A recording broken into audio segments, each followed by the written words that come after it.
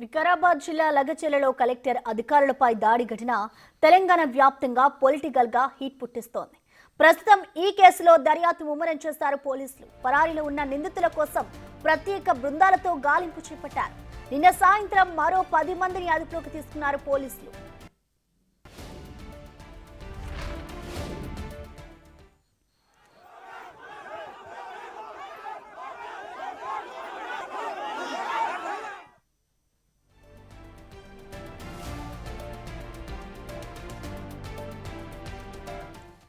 ప్రధాన నిందితుడు సురేష్ కోసం 4 బృందాలుగా ఏర్పడి గాలింపు చేపట్టారు. అటు కేసు దర్యాప్తుపై ఎప్పటికప్పుడు సమీక్షిస్తున్నారు additional DG Mahesh Bhagwat, IG Satyanarayana.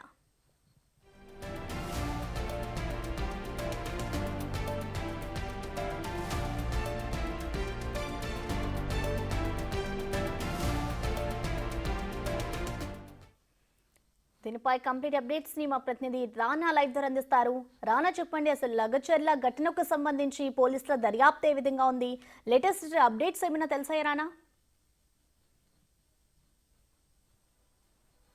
దాదాపు 3 రోజుల నుంచి కూడా ఇంకా చాలా మంది కూడా ఈ ఘటనలో పాల్గొన్నారు కాబట్టి వాళ్ళు అప్స్టాండింగ్లో ఉన్నారు. అప్స్టాండింగ్లో వెళ్ళిపోయి ఫోన్లు స్విచ్ ఆఫ్ చేసుకున్నారు. కొన్ని చోట్ల ఫోన్లు పారేసి వారు వెళ్ళిపోయినటువంటి నేపథ్యం కనబడుతుంది. ఇప్పటికే అరెస్ట్ అయినటువంటి 20 మందిలో 16 మంది రిమాండ్లో ఉన్నారు. మరొక 4 మంది కూడా రిమాండ్ చేసినటువంటి పరిస్థితుల్లో వారు ఇచ్చినటువంటి స్టేట్మెంట్ ఆధారంగా ఎవరెవరు ఆ రోజు పాల్గొన్నారు, ఎవరెవరు ఆ గ్రామానికి ఆ రోజు వచ్చారు, రోడ్డు కంట తాండా కానీ వీళ్ళందరూ కూడా అక్కడ ఎంత లోపల చేరుకున్నారు, ఎవరెవరు దాడి చేశారు, ఎట్లా ప్రణాళిక చేశారన్న దానిపై కూడా కొంత ఇన్ఫర్మేషన్ వచ్చింది. ఆ ఇన్ఫర్మేషన్ బేస్ చేసుకుని కొంతమంది పేర్లు కూడా చెప్పారు కాబట్టి వాటి బేస్ చేసుకుని ఇప్పుడు ఈ గాలింపు చర్యలు అనేది పోలీసులు చేపడుతున్నటువంటి నేపథ్యం. ఇప్పటికే పరారైనటువంటి వాళ్ళందరూ కూడా ఒక్కొక్కరు అరెస్ట్ అవుతున్నారు. ఇప్పుడు నిన్నైతే మరికొంతమంది అనుమానితులు దాదాపు 10 మందిని కూడా నిన్న సాయంత్రం పోలీసులు అదుపులోకి తీసుకున్నారు. వారిని కూడా ఇవాళ విచారిస్తున్నారు. దాంట్లో వారి యొక్క పాత్ర అనేది కూడా చాలా క్లియర్గా ఉందని కూడా పోలీసులు భావిస్తున్నారు. దాని తగ్గట్టుగా సాక్ష్యాధారాలు కూడా లభించిన నేపథ్యంలో వారిని కూడా ఇవాళ అఫీషియల్గా అరెస్ట్ చూపించి రిమాండ్కి తరలించబోతున్నట్టుగా మనకు సమాచారం అవుతుంది. అయితే ఈ కేసులో అత్యంత కీలకమైనటువంటి వ్యక్తి సురేష్. ఎందుకంటే ఎంటైర్ ఎపిసోడ్ అంతా కూడా నడిపింది ఆ వ్యక్తి కాబట్టి కలెక్టర్ని కానీ, కడా చైర్మన్ని కానీ, ఇతర ప్రభుత్వ సిబ్బందికి సంబంధించిన వాళ్ళందరినీ కూడా ఆ ఊరికి తీసుకురావడంతో పాటు అక్కడ తను ఏర్పాటు చేసుకున్న తన మనుషుల ద్వారా కూడా అతను దాడి చేపించారు కాబట్టి అతను ప్రధాన నిందితుడిగా ఉన్నాడు. అతని కోసం ఇప్పుడు ప్రస్తుతం పోలీసులు గాలింపు చర్యలు చేపట్టారు. దాదాపు 2 రోజులు అవుతుంది. అతను పూర్తిగా సిటీ దాటి వెళ్ళిపోయినట్టుగా సమాచారం అవుతుంది. అతనికి సిటీ దాటి వెళ్ళిపోవడానికి స్థానికమైనటువంటి బీఆర్ఎస్ నేతలు, రాష్ట్ర స్థాయిలో పనిచేసినటువంటి బీఆర్ఎస్ నేత ఒక కీలకమైనట్టుగా పనిచేసినట్టుగా మనకు సమాచారం అవుతుంది. అతన్ని ట్రేస్ అవుట్ చేయడానికి పోలీసులు 4 బృందాలుగా ఏర్పడి గాలింపు చర్యలు చేపడుతున్నారు. ఆయన వస్తే మాత్రం ఈ కేసులో మరొక పురోగతి లభించే అవకాశం ఉంది. ఎందుకంటే ఇప్పటికే ఈ కేసులో ఏమనగా ఉన్నటువంటి పట్నం నరేందర్ రెడ్డి కూడా అరెస్ట్ అయ్యారు. ఆయన ఇప్పుడు జైలు జీవితం అనుభవిస్తున్నారు కాబట్టి దాంతోపాటు ఆయన తన రిమాండ్ అక్రమం అంటూ కూడా లోయర్ కోర్టు ఇచ్చినటువంటి ఈ యొక్క ఉత్తర్వులను రద్దు చేయాలంటూ కూడా ఆయన ఇప్పటికే క్వాష్ పిటిషన్ వేశారు. అది సోమవారానికి వాయిదా పడింది కాబట్టి ఆ రోజు ఆర్గ్యుమెంట్స్ అనేది జరుగుతుంది. అయితే ఓ పక్క ఇన్వెస్టిగేషన్ జరుగుతుంది, మరోవైపు వెతుకులాట అనేది జరుగుతుంది.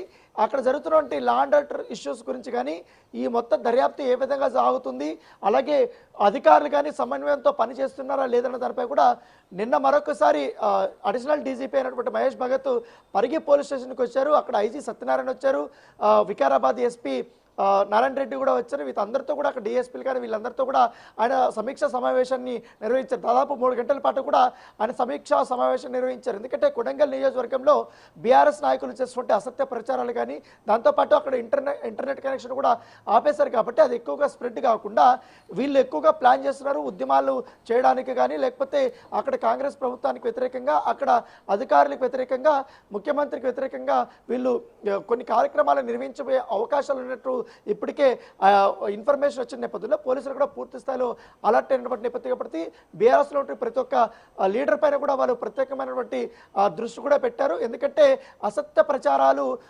వీళ్ళు ప్రచారం చేసే అవకాశం ఉంది కాబట్టి ఇప్పటికే పట్నం నరేందర్ రెడ్డి ఈ దాడి జరగకముందు గత కొన్ని రోజుల ముందు కూడా అనేక గ్రామాల్లో తిరిగారు. ముఖ్యంగా ఈ 6 గ్రామాల్లో అక్కడ యువతని వాళ్ళు రెచ్చగొట్టే విధంగా కూడా మాట్లాడారు. ఎందుకంటే నేను ఒక వీడియో రిలీజ్ అయింది. ఆ వీడియోలో కూడా చాలా క్లియర్గా ఆయన కాంగ్రెస్ పార్టీకి సంబంధించిన నాయకులు వస్తారో, లేకపోతే పోలీసులు వస్తారో, లేకపోతే ఐఏఎస్ ఆఫీసర్లు, కలెక్టర్లు ఎవరన్నా వచ్చినా కానీ వారిని మాత్రం వదిలిపెట్టే ప్రసక్తి లేదు. మీకు వెనకాల నేను ఉంటాను, నా వెనకాల ఇంకా కేటీఆర్ కానీ మిగతా వ్యక్తులు ఉంటారు, పార్టీ మీకు అండగా ఉంటుంది, మీరు గో హెడ్ అనే రీతిలో కూడా ఆయన అనటువంటి మాటలు ఇప్పుడు పెద్ద ఎత్తున కూడా వైరల్ అవుతున్నాయి. సో అవన్నీ కూడా దృష్టిలో పెట్టుకొని ఖచ్చితంగా, ఎందుకంటే వీళ్ళు బీఆర్ఎస్ సంబంధించిన నేతలు కూడా ఇప్పుడు అరెస్ట్ అయినటువంటి వాళ్ళకందరికీ కూడా లీగల్ సపోర్ట్ కూడా ఇస్తున్నటువంటి నేపథ్యంలో ఇది ఇంకా కొనసాగే అవకాశం ఉంది. ఇంకా పరారీలో దాదాపు 30 మంది ఉన్నారు.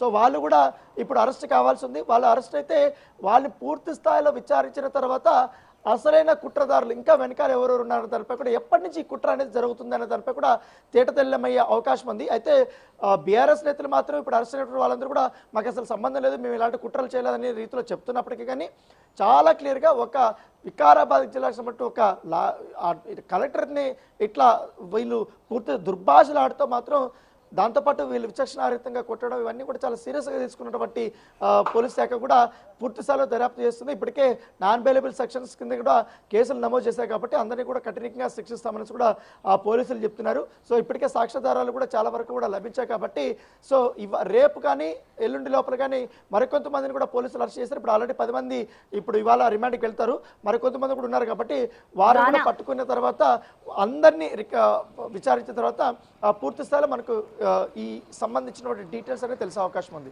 చెప్పండి రానా, అసలు ఈ ఘటనకు సంబంధించి ఇప్పటికీ సమీక్ష ఎప్పటికప్పుడు చేస్తూనే ఉన్నారు. మరోవైపు ఇటు చూసుకుంటే అసలు పోలీసులు ఇప్పటి వరకు ఎంతమందిపై కేసు నమోదు చేశారు, అసలు ఎంతమందిని ఇప్పటి వరకు అదుపులోకి తీసుకున్నారు రానా? ఇప్పుడు యాజ్ ఆఫ్ నౌ ఇప్పటి వరకు దాదాపు 33 మందిని వరకు తీసుకున్న సమాచారం. ఎందుకంటే మొదటి రోజు 16 మంది రిమాండ్కి వెళ్ళిపోయారు. ఆ రోజు 55 మందిని అరెస్ట్ చేస్తే అదుపులోకి తీసుకుంటే దాంట్లో సంబంధం లేనటువంటి మిగతా వాళ్ళందరూ కూడా రిలీజ్ చేస్తే కేవలం 16 మందిని మాత్రం రిమాండ్ చేస్తారు. ఆ మరుసటి రోజు మరొక 4 దొరికారు, వాళ్ళు కూడా రిమాండ్ చేస్తారు. తర్వాత పట్నం నరేందర్ రెడ్డి ఆయన కూడా రిమాండ్ చేస్తారు. తర్వాత నిన్న సాయంత్రం 10 మంది, సో వాళ్ళు కూడా ఇవాళ రిమాండ్ చేసే అవకాశం ఉంది. ఇంకా పరారీలో దాదాపు 20 మంది దాకా ఉన్నారు. సో వాళ్ళు కూడా దొరికిన తర్వాతనే ఈ రిమాండ్ ప్రక్రియ జరుగుతుంది. అయితే ప్రధాన నిందితులు ఎక్కువగా చెప్తున్న మాట పట్నం నరేందర్ రెడ్డి అలాగే ఏటుగా ఉన్నటువంటి సురేష్. సో వీళ్ళిద్దరి మధ్య కాన్స్పిరసీ నడిచింది కాబట్టి ఎప్పటి నుంచి వీళ్ళు పథకం రచిస్తారనేది తెలుసుకోవాలంటే కూడా సురేష్ అరెస్ట్ అనేది కూడా చాలా ఇంపార్టెంట్. సో సురేష్ కోసం ఇప్పటికే చాలా ప్రత్యేకంగా కూడా గాలింపు చర్యలు చేపట్టిన నేపథ్యం కాబట్టి అతను గోవాకి వెళ్ళాడా, లేకపోతే బెంగళూరులో ఉన్నాడా, లేకపోతే హైదరాబాద్లోనే అతను దాచున్నాడా, ఎందుకంటే ఎప్పటికప్పుడు తన సన్నిహితులతో కూడా ఆయన టచ్లో లేడు, ఎవరితో కూడా టచ్లో లేడు.